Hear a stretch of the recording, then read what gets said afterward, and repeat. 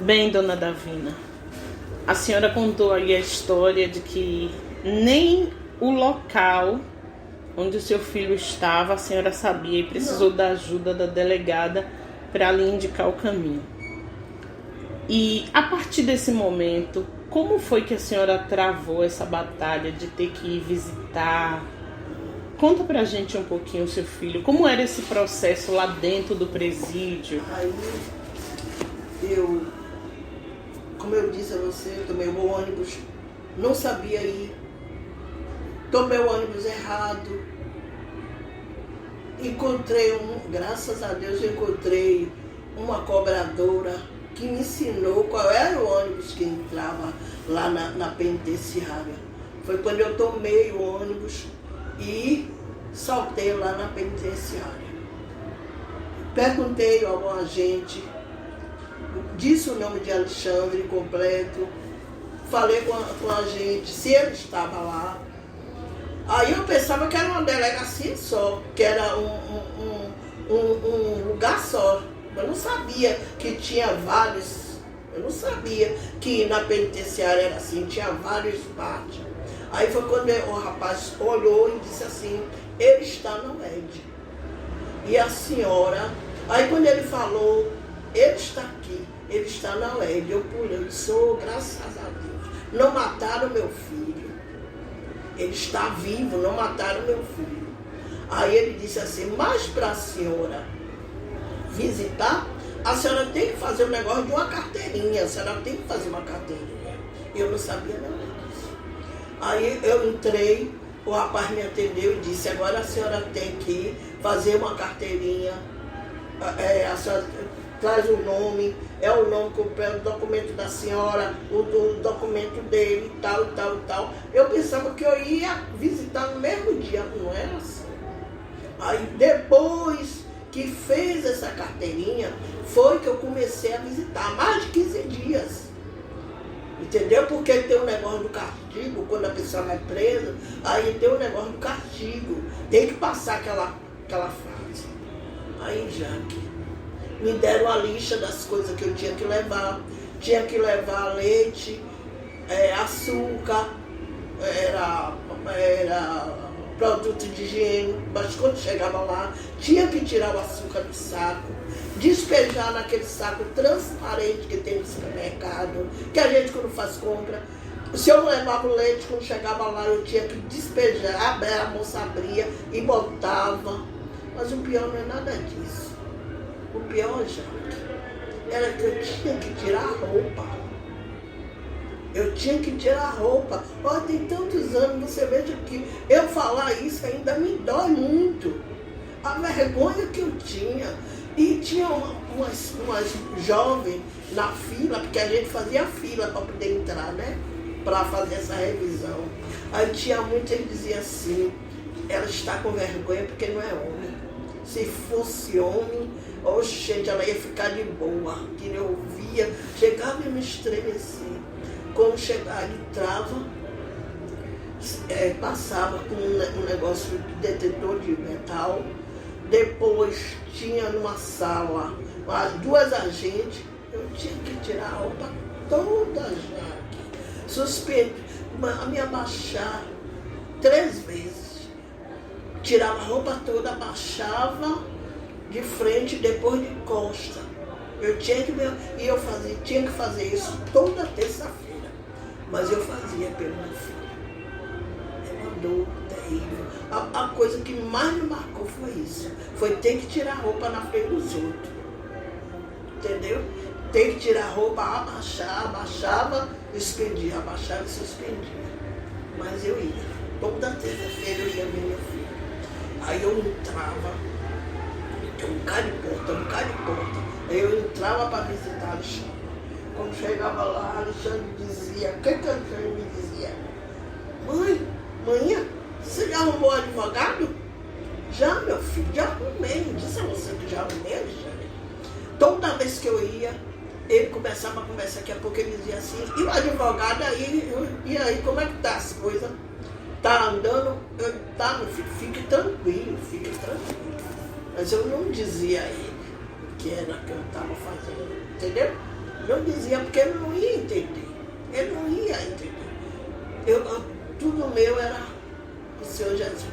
E no seu trabalho, como era que a senhora fazia para poder compensar esses horários que a senhora tinha que visitar? Eu saía dia de terça-feira, como eu pegava às 8, sabe que é partição pública, é assim, né? A senhora trabalhava onde? Eu trabalhava na infraestrutura. Eu trabalhei na infraestrutura, eu trabalhei na Embasa, eu trabalhei no DERBA. Sempre em repartições públicas? Sim, sempre na Copa, serviço da diretoria. Entendi.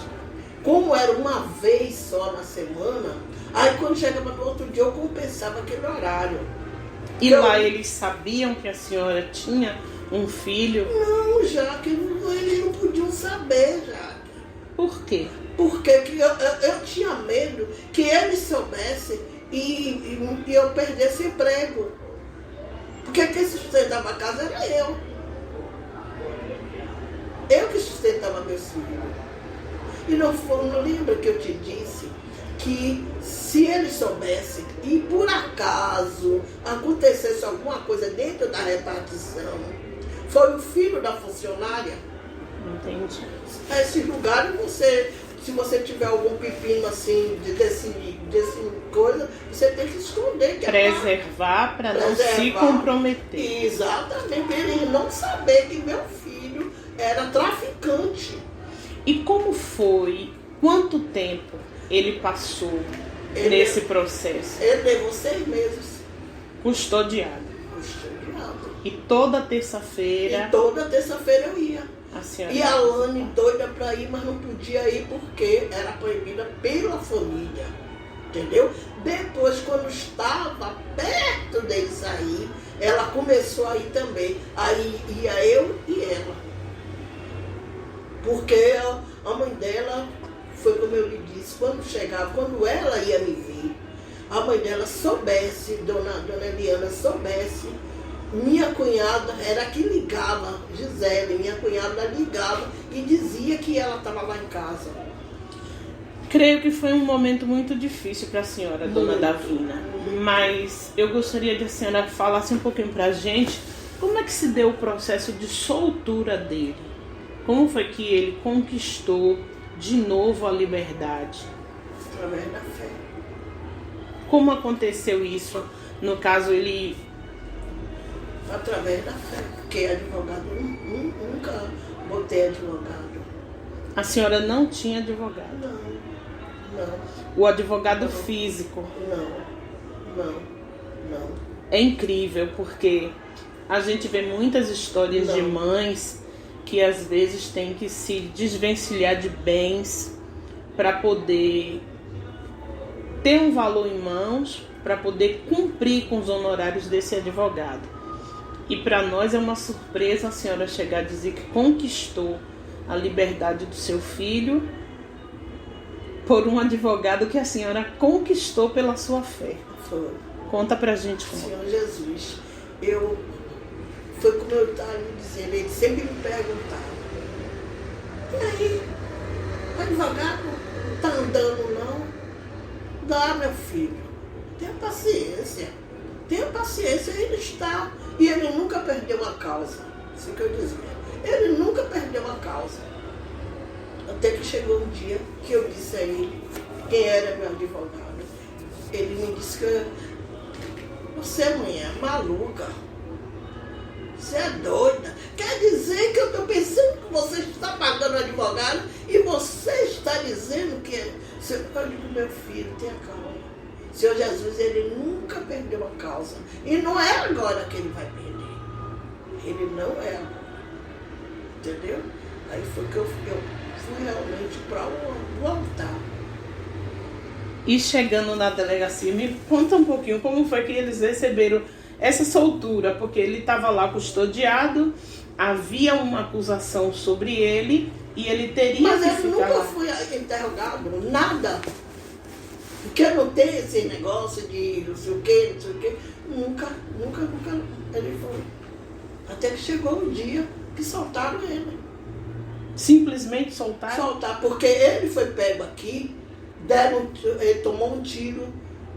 Depois do tiro, ele foi para o HGE. Do HGE, ele veio para a 7ª. Da 7ª, ele foi para o UED, mas nunca tiveram acusação contra ele. Incrível. Fala pra gente hoje, dona Davina, depois de toda essa história que a senhora nos contou, depois de ter passado por tudo que a senhora passou, qual é hoje a resposta que a senhora tem? Que Deus existe, que Ele é fiel.